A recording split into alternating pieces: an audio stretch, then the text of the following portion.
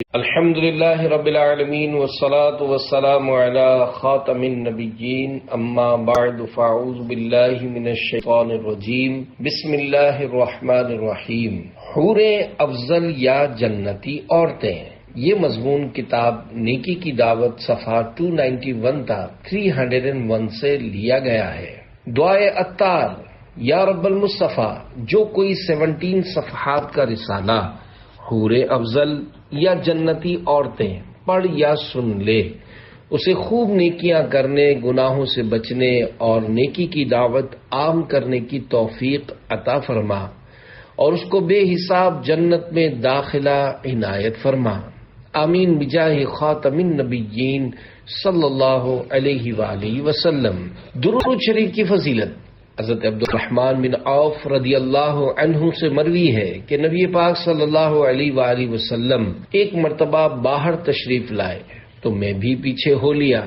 آپ صلی اللہ علیہ وآلہ وسلم ایک باغ میں داخل ہوئے اور سجدے میں تشریف لے گئے۔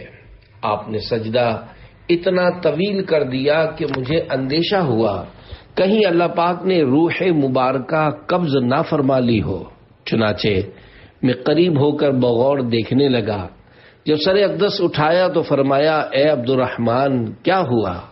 میں نے اپنا خدشہ ظاہر کر دیا تو فرمایا، جبریل امین نے مجھ سے کہا کہ آپ صلی اللہ علیہ وآلہ وسلم کو یہ بات خوش نہیں کرتی کہ اللہ پاک فرماتا ہے کہ جو تم پر درود پاک پڑھے گا میں اس پر رحمت نازل فرماؤں گا، اور جو تم پر سلام بھیجے گا میں اس پر سلامتی اتاروں گا۔ زمانے والے ستائیں درود پاک پڑھو، جہاں کے غم جو رلائیں درود پاک پڑھو، صلو علی الحبیب صلی اللہ علی محمد۔ حضرت ابن عباس رضی اللہ عنہما نیکی کی دعوت دیتے ہوئے گناہوں سے ڈرانے کے لیے ارشاد فرماتے ہیں، اے گناہ کرنے والے، تو برے خاتمے سے بے خوف نہ ہو، اور جب تو کوئی گناہ کر لے تو اس کے بعد اس سے بڑا گناہ نہ کر۔ تیرا دائیں بائیں جانب کے فرشتوں سے حیا میں کمی کرنا اس گناہ سے بڑا گناہ ہے جو تو نے کیا، اور تیرا گناہ کر لینے پر خوش ہونا اس سے بھی بڑا گناہ ہے، حالانکہ تو نہیں جانتا کہ اللہ پاک تیرے ساتھ کیا سلوک فرمانے والا ہے، اور تیرا کسی گناہ کے چھوٹنے پر غمگین ہو جانا اس سے بھی بڑا گناہ ہے، اور تو کس قدر نادان ہے کہ چھپ کر گناہ یا بدکاری کرتے ہوئے تیز ہوا سے دروازے کا پردہ اٹھ جائے تو ڈر جاتا ہے، مگر تیرا دل اس بات سے نہیں ڈرتا کہ اللہ پاک تجھے دیکھ رہا ہے۔ تیرا خدا سے نہ ڈرنے کا یہ عمل اس سے بھی بڑا گناہ ہے۔ سلسلہ آہ گناہوں کا بڑھا جاتا ہے، نت نیا جرم ہر ایک آن ہوا جاتا ہے، امتحان کے کہاں قابل ہوں میں پیارے اللہ، بے سبب بخش دے مولا تیرا کیا جاتا ہے۔ گناہ کے بارے میں نیک اور بد کی اپنی اپنی کیفیت۔ پیارے پیارے اسلامی بھائیوں، حضرت ابن عباس رضی اللہ عنہما نے کس قدر عمدہ انداز میں نیکی کی دعوت ارشاد فرمائی ہے۔ واقعی گناہ پھر گناہ ہے، اس سے باز ہی رہنا چاہیے۔ اللہ پاک کے نیک بندے اس سے بہت زیادہ ڈرتے ہیں، مگر گناہوں کے عادی لوگ اس کی ذرا بھی پرواہ نہیں کرتے، جیسا کہ بخاری شریف میں فرمان مصطفیٰ صلی اللہ علیہ وآلہ وسلم ہے، مومن اپنے گناہوں کو اس انداز سے دیکھ رہا ہوتا ہے گویا کہ وہ کسی پہاڑ تلے بیٹھا ہے، اور اسے ڈر ہے کہ کہیں یہ پہاڑ اس کے اوپر نہ آ گرے، جبکہ فاسق و فاجر کے نزدیک گناہوں کا معاملہ ایسا ہے گویا کوئی مکھی اس کے ناک پر بیٹھی ہے اور اس نے ہاتھ کے اشارے سے اڑا دی۔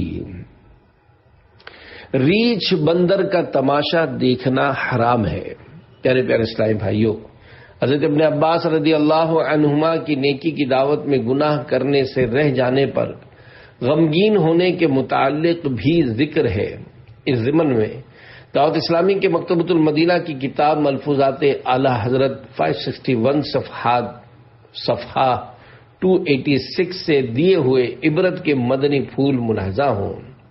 چنانچہ میرے آقا اعلی حضرت امام اہل سنت مولانا شاہ امام احمد رضا خان رحمت اللہ علیہ فرماتے ہیں، ناجائز بات کا تماشا دیکھنا بھی ناجائز ہے، بندر نچانا حرام ہے، اس کا تماشا دیکھنا بھی حرام ہے۔ در مختار و حاشیہ علامہ طہطاوی میں ان مسائل کی تصریح یعنی واضح بیان ہے۔ آج کل لوگ ان احکام سے غافل ہیں۔ متقی لوگ جن کو شریعت کی احتیاط ہے، ناواقفی سے ریچھ یا بندر کا تماشا یا مرغوں کی پالی یعنی ترکیب سے کروائی جانے والی مرغوں کی لڑائی دیکھتے ہیں اور نہیں جانتے کہ اس سے گناہگار ہوتے ہیں۔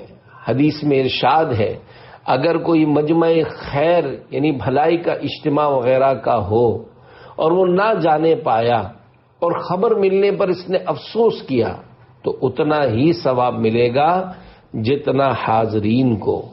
اور اگر مجمع شر یعنی برائی کا مجمع مثلا میوزیکل پروگرام ہو، اس نے اپنے نہ جانے پر افسوس کیا تو جو گناہ ان حاضرین پر ہوگا وہ اس پر بھی ہوگا۔ مولا مجھ کو نیک بنا دے، اپنی الفت دل میں بسا دے، بحر صفا اور بحر مروہ، یا اللہ میری جھولی بھر دے۔ لوگوں کے سامنے نیک بننے والے کی قبر کا احوال۔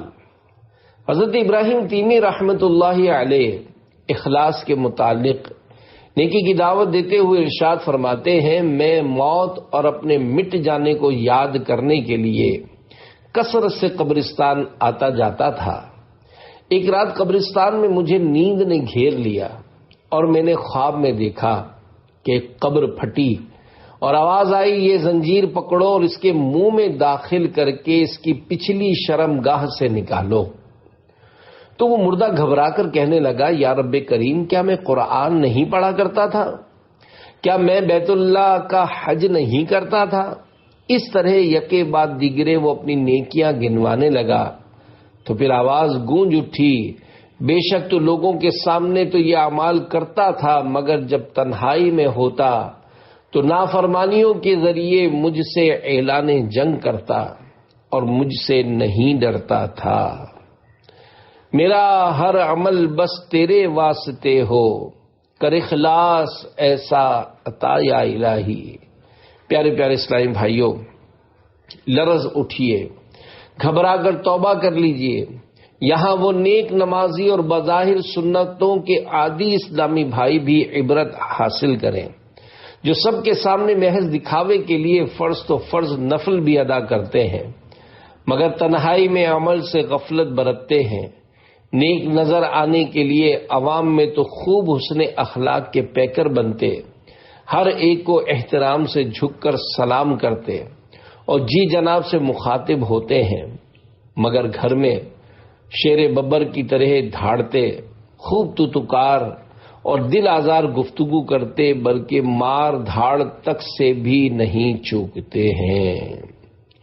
چھپ کے لوگوں سے کیے جس کے گناہ، وہ خبردار ہے کیا ہونا ہے، شرح کلام رضا۔ اس شعر میں اعلی حضرت رحمت اللہ علیہ ان کی دعوت دیتے ہوئے فرماتے ہیں، اے گناہ کرنے والے، تو نے لوگوں سے تو اپنے گناہ چھپا لیے، مگر یہ بھول گیا کہ جس پروردگار کی نافرمانیاں کی ہیں وہ تیرے ان کارناموں سے واقف ہے۔ اب محشر میں تیرا کیا بنے گا؟ دکھاوے کے اعمال سے توبہ کر لیجئے، اللہ پاک توبہ قبول کرنے والا مہربان ہے۔ مکتبۃ المدینہ کی کتاب جہنم میں لے جانے والے اعمال جلد 2 صفحہ 866 تھا 867 پر ہے۔ تاجدار رسالت شہنشاہ نبوت صلی اللہ علیہ وآلہ وسلم کا فرمان مغفرت نشان ہے۔ گناہ پر نادم ہونے والا اللہ پاک کی طرف سے رحمت کا انتظار کرتا ہے، اور گناہ پر اترانے یعنی نادم نہ ہونے والا ناراضی کا انتظار کرتا ہے۔ اور اے اللہ پاک کے بندو، یاد رکھو ان قریب ہر اچھا یا برا عمل کرنے والا اپنے عمل کی بنا پر آگے بڑھے گا، اور دنیا سے جانے سے پہلے اپنے اچھے اور برے عمل کا بدلہ دیکھ لے گا، اور اعمال کا دار و مدار خاتموں پر ہے، اور دن اور رات دو سواریاں ہیں، لہذا ان کے ذریعے آخرت کی طرف اچھا سفر اختیار کرو اور توبہ میں تاخیر کرنے سے بچو، کیونکہ موت اچانک آ جاتی ہے، اور تم میں سے کوئی اللہ پاک کے حلم یعنی نرمی سے ہرگز دھوکے میں نہ رہے۔ بے شک آگ تم میں سے ہر ایک کے جوتے کے تسمے سے بھی زیادہ قریب ہے۔ پھر شہنشاہ مدینہ صلی اللہ علیہ وآلہ وسلم نے پارہ 30 سورۃ الزلزال 7ویں اور 8ویں آیات مبارکہ تلاوت فرمائی۔ فَمَن يَعْمَلْ مِثْقَالَ ذَرَّةٍ خَيْرًا يَرَهُ وَمَن يَعْمَلْ مِثْقَالَ ذَرَّةٍ شَرًّا يَرَهُ۔ ترجمہ کنز الایمان، تو جو ایک ذرہ بھر بھلائی کرے اسے دیکھے گا، اور جو ایک ذرہ بھر برائی کرے اسے دیکھے گا۔ گناہوں پر ندامت کا نام توبہ ہے۔ اللہ پاک کے پیارے حبیب صلی اللہ علیہ وآلہ وسلم کا فرمان عالی شان ہے، الندم توبۃ، یعنی گناہ پر نادم ہونا ہی توبہ ہے۔ ندامت کی وضاحت، یعنی شرمندگی و ندامت توبہ کا ایک بہت بڑا رکن ہے، جیسا کہ حدیث پاک ہے، حج وقوف عرفہ کا نام ہے۔ ندامت میں یہ بھی ضروری ہے کہ وہ نافرمانی اس کی قباحت یعنی برا ہونے اور آخرت کے خوف کی وجہ سے ہو، محض دنیاوی بے عزتی یا گناہ میں مال ضائع ہونے کی وجہ سے نہ ہو۔ نور کے پیکر تمام نبیوں کے سرور صلی اللہ علیہ وآلہ وسلم کا فرمان روح پرور ہے، اللہ پاک کسی بندے کے گناہ پر نادم یعنی شرمندہ ہونے کو ملاحظہ فرما کر اس کی توبہ کرنے سے پہلے ہی اسے معاف فرما دیتا ہے۔ صلو علی الحبیب صلی اللہ علی محمد۔ 70,000 کنیزوں کے جھرمٹ میں چلنے والی حور، پیارے پیارے اسلامی بھائیوں، جو خوش نصیب اپنی نیکیوں پر پھولے گا نہیں، اللہ پاک کی بے نیازی کو بھولے گا نہیں، نیکیاں کرنے کے باوجود اخلاص کی کمی کے خوف سے لرزے گا اور اشک باری کرے گا، وہ کامیاب ہے، اللہ پاک کی رحمت سے ہنستا ہوا داخل جنت ہوگا۔ جنت کے آرزو میں عاشقان رسول کے ساتھ سنت سیکھنے سکھانے کے مدنی قافلوں میں سفر کیجیے، نیک اعمال کے مطابق عمل کیجیے اور نیکی کی دعوت کی دھومیں مچاتے رہیے۔ نیکی کی دعوت دینے والوں کی بھی کیا خوب شان ہے کہ جنت کی عظیم الشان حور اس کی منتظر ہے۔ چنانچہ حضرت امام ابو حامد محمد بن محمد غزالی رحمت اللہ علیہ نقل کرتے ہیں، حضرت ابو ہریرہ رضی اللہ عنہ فرماتے ہیں، جنت میں ایک حور جسے عینا کہا جاتا ہے، جب وہ چلتی ہے تو اس کے دائیں بائیں طرف 70,000 کنیزیں چلتی ہیں۔ وہ حور کہتی ہے، نیکی کا حکم دینے والے اور برائی سے روکنے والے کہاں ہیں؟ حوروں کے متعلق 3 فرامین مصطفیٰ۔ پیارے پیارے اسلامی بھائیوں، مرحبا، نیکی کی دعوت دینے والوں کا رتبہ کتنا بلند و بالا ہے کہ آئینہ جیسی عظیم الشان حور جنت میں اس کی منتظر ہے۔ حور بھی اللہ پاک کی کیا خوب مخلوق ہے۔ اس ضمن میں 3 فرامین مصطفیٰ صلی اللہ علیہ وآلہ وسلم ملاحظہ فرمائیے۔ نمبر 1، جنتی عورتوں کے سر کا دوپٹہ دنیا و ما فیہا، یعنی دنیا اور جو کچھ اس میں ہے سے بہتر ہے۔ نمبر 2، ہر جنتی کو بڑی بڑی آنکھوں والی حوروں میں سے 2 بیویاں ایسی ملیں گی کہ 70 جوڑے پہنے ہوں گی، پھر بھی ان لباسوں اور گوشت کے باہر سے ان کی پنڈلیوں کا مغز دکھائی دے گا، جیسے سفید شیشے میں سرخ شراب دکھائی دیتی ہے۔ نمبر 3، ادنا جنتی کے پاس دنیا کی بیویوں کے علاوہ 72 حوریں ہوں گی۔ مرد کو حور ملے گی، جنتی عورت کو کیا ملے گا؟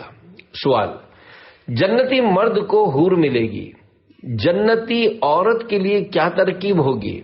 جواب، جو میاں بیوی جنت میں جائیں گے وہ وہاں بھی اکٹھے رہیں گے، اور جس عورت کا شوہر معاذ اللہ جہنم میں جائے گا اس کا کسی جنتی مرد کے ساتھ نکاح کر دیا جائے گا۔ کم سن بچے کا جنت میں نکاح؟ سوال، کم سن بچہ جنت میں جائے گا تو کیا اس کا بھی نکاح ہوگا؟ جواب، جی ہاں۔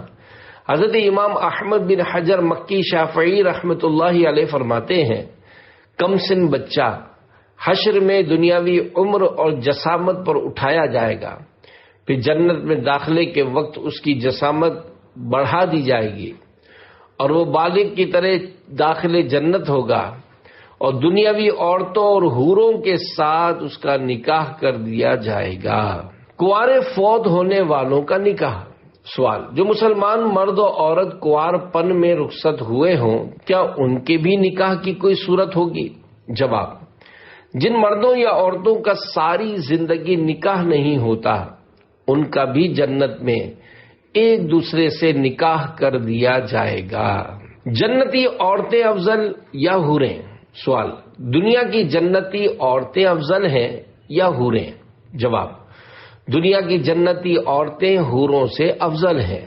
چنانچہ طبرانی کی ایک طویل حدیث پاک میں یہ بھی ہے، ام المومنین حضرت ام سلمہ رضی اللہ تعالی عنہا نے عرض کیا، یا رسول اللہ صلی اللہ علیہ وآلہ وسلم، دنیا کی عورتیں افضل ہیں یا بڑی آنکھوں والی جنتی حوریں؟ تو آپ صلی اللہ علیہ وآلہ وسلم نے ارشاد فرمایا، دنیا کی عورتیں بڑی آنکھوں والی جنتی عورتوں سے افضل ہیں۔ میں نے عرض کی، یا رسول اللہ صلی اللہ علیہ وآلہ وسلم، کس وجہ سے؟ تو آپ صلی اللہ علیہ وآلہ وسلم نے ارشاد فرمایا، یہ ان کی نماز اور روزوں اور اللہ پاک کی عبادت کرنے کی وجہ سے ہے۔ ایک اور حدیث پاک میں ہے، دنیا کی جنتی عورتیں حوروں سے 70 درجے افضل ہیں۔ جلیل القدر تابعی حضرت حبان بن ابو جبلہ رحمت اللہ علیہ فرماتے ہیں، دنیا کی وہ عورتیں جو جنت میں جائیں گی اپنے نیک کاموں کی وجہ سے جنت کی حوروں سے افضل ہوں گی۔ کئی شوہروں والی جنت میں کس کے ساتھ ہوگی؟ سوال، اگلے شوہر کی فوتگی یا طلاق وغیرہ کی صورت میں جس عورت نے ایک سے زیادہ شادیاں کی ہوں وہ جنت میں کون سے شوہر کے ساتھ رہے گی؟ جواب، اگر کوئی عورت یکے بعد دیگرے ایک سے زیادہ مردوں کے نکاح میں آئی تو وہ ایک قول کے مطابق جس کے نکاح میں سب سے آخر میں تھی جنت میں اسی کے ساتھ ہوگی، جیسا کہ حضرت ابو درداء رضی اللہ عنہ سے روایت ہے کہ حسن اخلاق کے پیکر، نبیوں کی تاجور، محبوب رب اکبر صلی اللہ علیہ وآلہ وسلم کا فرمان روح پرور ہے، عورت جنت میں اپنے اس شوہر کے نکاح میں دی جائے گی جو دنیا میں اس کا سب سے آخری شوہر ہوگا۔ دوسرا قول یہ ہے، جس کا اخلاق زیادہ اچھا ہوگا اسے ملے گی، جیسا کہ ام المومنین حضرت ام سلمہ رضی اللہ عنہا نے عرض کی، یا رسول اللہ صلی اللہ علیہ وآلہ وسلم، بعض عورتیں دنیا میں 2، 3 یا 4 شوہروں سے یکے بعد دیگرے شادی کرتی ہیں، پھر مرنے کے بعد وہ جنت میں اکٹھے ہوں گے تو وہ عورت کس شوہر کے لیے ہوگی؟ ارشاد فرمایا، اسے اختیار دیا جائے گا، اور جس خاوند کا اخلاق دنیا میں سب سے اچھا ہوگا وہ اس کو اختیار کرے گی۔ وہ کہے گی، اے میرے رب، میرے اس خاوند کا اخلاق سب سے اچھا تھا، لہذا اس کے ساتھ میرا نکاح فرما دے۔ ان دونوں احادیث و اقوال میں کوئی تعارض یعنی ٹکراؤ نہیں۔ جیسا کہ حضرت امام احمد بن حجر مکی شافعی رحمت اللہ علیہ فرماتے ہیں، جس عورت نے یکے بعد دیگرے کئی نکاح کیے ہوں تو ایک صورت یہ ہے کہ ہر شوہر نے اس کو طلاق دے دی ہو، اور جب وہ فوت ہوئی تو کسی کے نکاح میں نہ تھی، تو صرف اسی حالت میں اس کو اختیار دیا جائے گا، اور جس خاوند کا اخلاق دنیا میں سب سے اچھا ہوگا اسے ملے گی، جیسا کہ حضرت ام سلمہ رضی اللہ عنہا کی حدیث میں مذکور ہے، اور دوسری صورت یہ ہے کہ اس نے متعدد نکاح کیے ہوں اور آخری خاوند نے اس کو طلاق نہ دی ہو اور وہ اس کے نکاح میں فوت ہوئی، اس صورت میں وہ جنت میں آخری خاوند کے نکاح میں ہوگی، جیسا کہ حضرت ابو درداء رضی اللہ عنہ کی حدیث میں ہے۔ اخلاق ہو اچھے میرا کردار ہو ستھرا، محبوب کا صدقہ تو مجھے نیک بنا دے، آمین بجاہ خاتم النبیین صلی اللہ علیہ وآلہ وسلم، صلو علی الحبیب صلی اللہ علی محمد۔ لوگوں کو نفع پہنچانا۔ حضرت جابر رضی اللہ عنہ سے روایت ہے کہ سلطان مکہ مکرمہ تاجدار مدینہ منورہ صلی اللہ علیہ وآلہ وسلم کا فرمان ہے، مومن سے الفت کی جاتی ہے اور اس شخص میں کوئی بھلائی نہیں جو نہ کسی سے الفت یعنی محبت رکھے نہ اس سے الفت کی جائے، اور لوگوں میں سے بہتر وہ ہے جو لوگوں کو نفع پہنچائے۔ ڈاکوؤں نے ساری بس لوٹ لی مگر مجھے چھوڑ دیا۔ پیارے پیارے اسلامی بھائیوں، نیک بندوں سے لوگ محبت کرتے ہیں، یہاں تک کہ بسا اوقات ڈاکو بھی نیک بندوں کا احترام کرتے ہوئے انہیں لوٹنے سے باز رہتے ہیں۔ چنانچہ داڑھی زلفوں سے مزین، سنتوں بھرے لباس میں ملبوس، با امامہ رہنے والے ایک مبلغ دعوت اسلامی جو کہ نیک اعمال کے عامل ہونے کے ساتھ ساتھ تنظیمی طور پر اس کے ذمہ دار بھی ہیں، اس کا کچھ اس طرح بیان ہے کہ ایک بار میں اپنی جیب میں کافی رقم لیے حیدرآباد سندھ پاکستان سے کراچی کے لیے بس میں سوار ہوا۔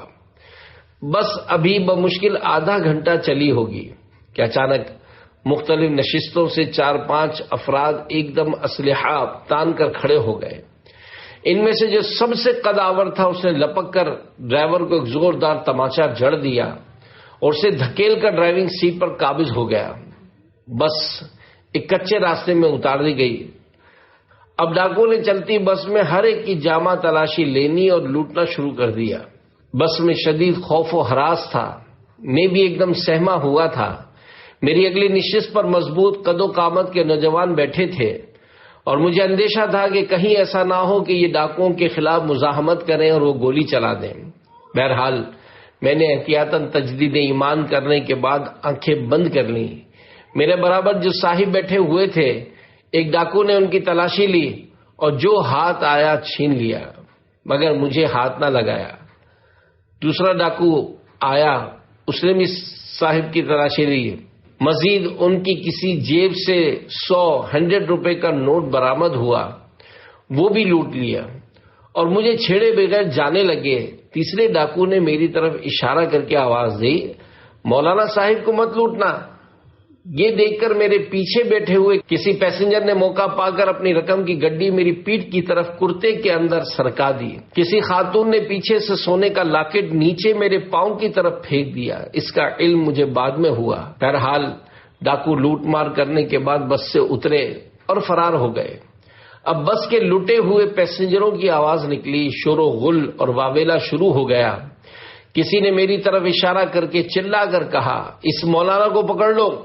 یہ ڈاکوؤں کا آدمی معلوم ہوتا ہے کہ ہم سب کو لوٹا، اس کو نہیں لوٹا۔ میں ڈر گیا کہ اب گئے، یہ لوگ کہیں مجھے توڑ پھوڑ نہ ڈالیں۔ یکایک غیبی مدد یوں آئی کہ انہی مسافروں میں سے کسی نے کچھ اس طرح کہا، نہیں نہیں بھائیو، یہ شریف آدمی ہے، اس کا لباس و چہرہ نہیں دیکھتے، بس اس کی نیکی آڑے آ گئی اور بچ گیا۔ ہم لوگ گناہگار ہیں، ہمیں گناہوں کی سزا ملی ہے۔ ڈاکوؤں سے حفاظت کا راز۔ اور اسلامی بھائی کا مزید بیان ہے، الحمدللہ پہلے ڈاکوؤں سے حفاظت ہوئی اور بعد میں لٹے ہوئے مسافروں کی طرف سے آنے والی شامت دور ہوئی۔ یہ دعوت اسلامی کے دینی ماحول کی برکت کی مدنی بہار ہے کہ میں داڑھی زلفوں اور امامہ شریف کا تاج سجائے سنتوں بھرے لباس میں ملبوس رہتا ہوں، ورنہ مجھے بھی شاید بے دردی سے لوٹ لیا جاتا۔ دینی ماحول سے وابستگی سے قبل میں فل ماڈرن رہتا اور اسٹیج ڈراموں میں کام کیا کرتا تھا۔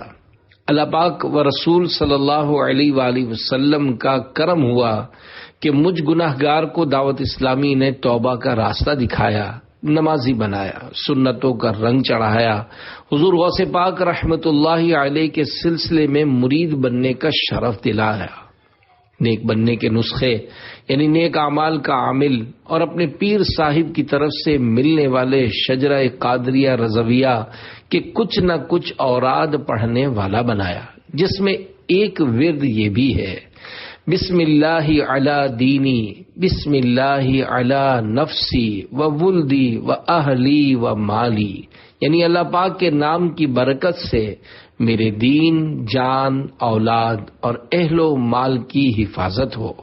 فضیلت: یہ دعا جو روزانہ صبح و شام 3 بار پڑھ لے اس کے دین، ایمان، جان، مال، بچے سب محفوظ رہیں انشاء اللہ الکریم۔ الحمدللہ میں روزانہ صبح و شام یہ ورد پڑھتا ہوں۔ میرا حسن ظن ہے کہ ڈاکوؤں سے حفاظت اللہ پاک کی رحمت سے اسی ورد کی برکت سے ہوئی ہے۔ جب دنیا میں اس کا یہ ثمر یعنی فائدہ ہے تو انشاء اللہ الکریم مرتے وقت ایمان بھی سلامت رہے گا۔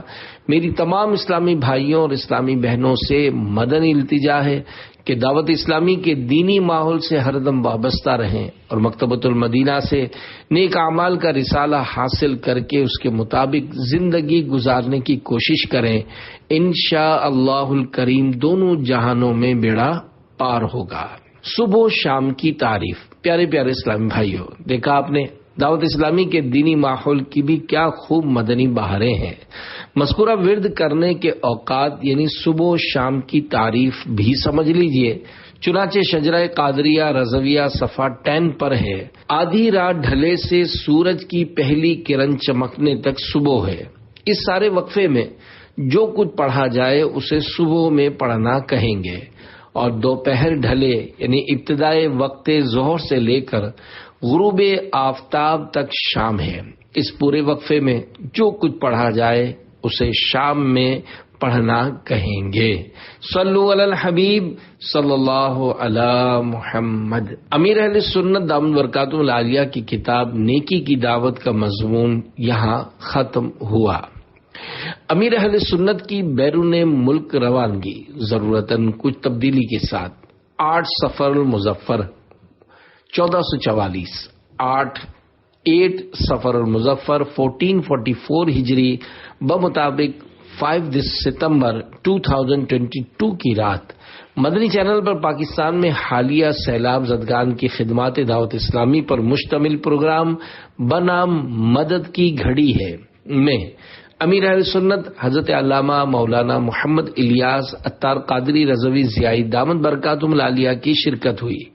اس کے بعد آپ نے سچل گوٹ کراچی میں FGRF کے تحت لگنے والے سیلاب زدگان کے امدادی کیمپ پر تشریف لا کر وہاں موجود ذمہ داران دعوت اسلامی کی خوب حوصلہ افزائی فرمائی اور خوب دعاؤں سے نوازا۔ گھر سے روانگی کے وقت گاڑی میں بیٹھنے کے بعد آپ کے پوتے حاجی اسید رضا عطاری سلمہ الباری نے سفر کی دعا پڑھائی اور پھر حسب معمول توبہ و تجدید ایمان کا سلسلہ ہوا اور آپ نے چند اچھی نیتیں بھی کروائیں۔ دوران گفتگو موت کی یاد پر آپ نے ایک بڑا عبرت انگیز جملہ ارشاد فرمایا، جوان چلا جاتا ہے اور بوڑھا رہ جاتا ہے، لیکن بکرے کی ماں کب تک خیر منائے گی، ایک دن سب نے مرنا ہے۔ کچھ دیر بعد آپ نے پیاس لگنے پر پانی پینے سے قبل دعا پڑھی اور پھر پانی پیا۔ چونکہ امدادی کیمپ کے فوراً بعد بیرون ملک فلائٹ تھی اور وقت کم تھا، اس پر آپ نے کچھ تشویش کا اظہار فرمایا کہ جلدی کی وجہ سے امدادی کیمپ پر آتے جاتے کسی مسلمان کی دل آزاری نہ ہو۔ کیمپ پر پہنچے تو وہاں حکومت سندھ کی طرف سے ایک غالباً سندھی ماڈرن نوجوان نے اپنے کسی ادارے کا نام لیتے ہوئے عرض کیا، میں آپ کی تشریف آوری پر آپ کا شکریہ ادا کرتا ہوں۔ اس پر آپ نے اسے شفقت دیتے اور دین کے مزید قریب کرنے کے لیے فرمایا، میں آپ کو مدینے کی تسبیح تحفے میں دیتا ہوں، اور پھر جیب سے مدینے پاک کی تسبیح نکال کر اسے عنایت فرمائی۔ اس کے بعد سوئے مطار یعنی ایئرپورٹ سفر شروع ہو گیا۔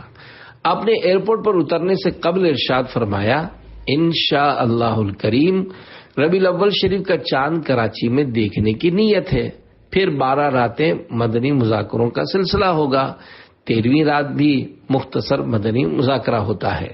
اے عاشقان رسول، امیر اہل سنت یادگار اسلاف ہیں، یعنی آپ کے ہر قول و فعل سے بزرگان دین رحمت اللہ علیہم کی یاد آتی ہے، جیسا کہ آپ کے اس مختصر سے جدول یعنی شیڈول میں اچھی نیتوں کو ہی لے لیجئے۔ صدیوں پرانے ایک بزرگ رحمت اللہ علیہ فرماتے ہیں میں ہر کام میں نیت پسند کرتا ہوں، حتیٰ کہ کھانے پینے، سونے اور واش روم میں داخل ہونے کے لیے بھی۔ واقعی امیر اہل سنت کی صحبت بڑی نعمت ہے۔ آپ بھی مدنی مذاکروں میں شرکت کو اپنا معمول بنا لیجئے۔ اللہ پاک امیر اہل سنت کو درازی عمر بالخیر عطا فرمائے، آمین بجاہ خاتم النبیین صلی اللہ علیہ وآلہ وسلم۔ مرشدی اتار پر نور کی برسات ہو، صلو علی الحبیب صلی اللہ علی محمد۔